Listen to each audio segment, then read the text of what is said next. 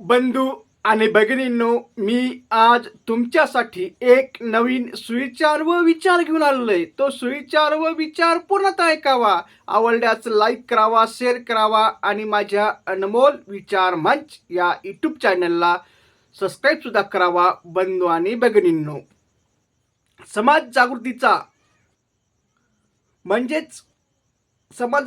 म्हणजेच महामानवाच्या विचाराचा विसर कधीच पडू देऊ नका. नसता पुढील पिढी गुलाम होण्याची दाट शक्यता असते बांधवांनो. उदाहरणार्थ, एका गावामध्ये ग्रामपंचायतच्या निवडणुका लागल्या होत्या. त्या गावामध्ये वेगवेगळे जातीच्या जागा निघाल्या होत्या आणि एका पक्षाची जागा निघाली होती. परंतु त्या गावामध्ये दोन असे दिग्गज नेते होते आणि विशेष म्हणजे ते माणसं उभे करायचे. माणसं उभे करून पॅनल प्रमुख होते. तर एका माणसाने काय केलं, त्याच्या कानाखालचे माणसं उभे केले. त्याच्या कानाखालचे म्हणजे जे असे आहेत की जे बाबाचे कानाखालचे म्हणजे त्याचं ऐकणारे आणि त्याचं ऐकणारेच माणसं त्यानं उभे केले.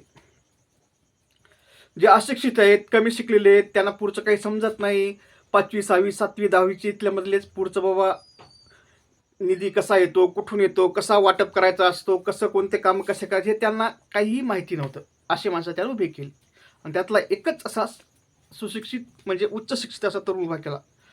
त्याचे वडील सुद्धा अशिक्षित होते, परंतु त्याच्या वडिलावरचा याला उभं केलं. त्याच्या वडिलाचंच नंबर होतं उभं राहण्यासाठी, परंतु याला उभं केलं. मग असे दिवसामागून दिवस गेले. त्या गावामध्ये 6 वार्ड होते. 5-7 वार्ड होते. असे 5-7 वार्ड असल्यामुळं निवडणुकात वेगवेगळ्या कास्टच्या जागा निघायच्या. असेच दिवसामागून दिवस गेले. मग ते काही निवडून आले, हे निवडून आले, अशिक्षित निवडून आले, एक सुशिक्षित निवडून आला. तर तो अशिक्षित होता. जेव्हा एका अशिक्षित वार्डातून निवडून आला होता, त्याला काहीच समजत नव्हतं.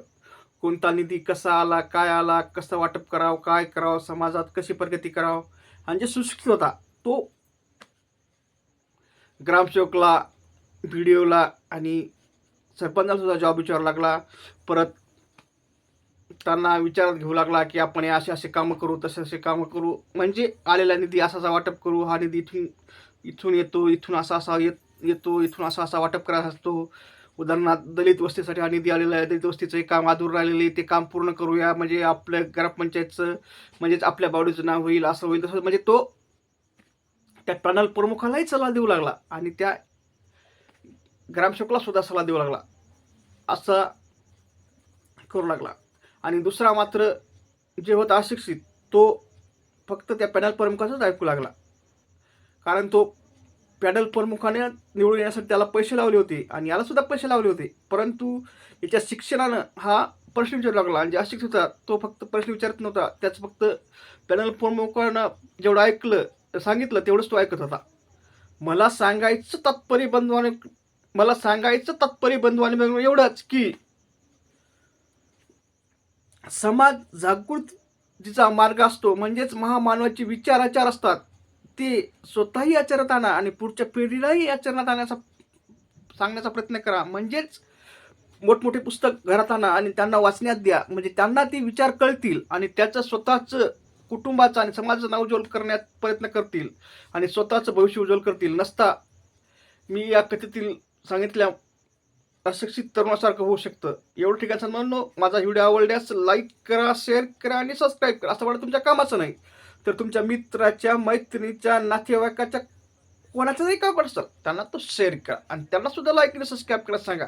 म्हणजे असेच चांगले चांगले व्हिडिओ तुमच्यापर्यंत आले त्यांच्यापर्यंत जातील आणि भविष्यात कुठं ना कुठं माझा व्हिडिओ तुमच्या आणि त्याच्यासुद्धा का पडेल. मग तुम्हाला पुन्हा एक सर्वांना विनंती करतो की माझ्या अनमोल विचार मंच या यूट्यूब चॅनलला सबस्क्राईब करा. व्हिडिओ ठीक आहे सांगा. धन्यवाद पूर्ण ऐकल्याबद्दल.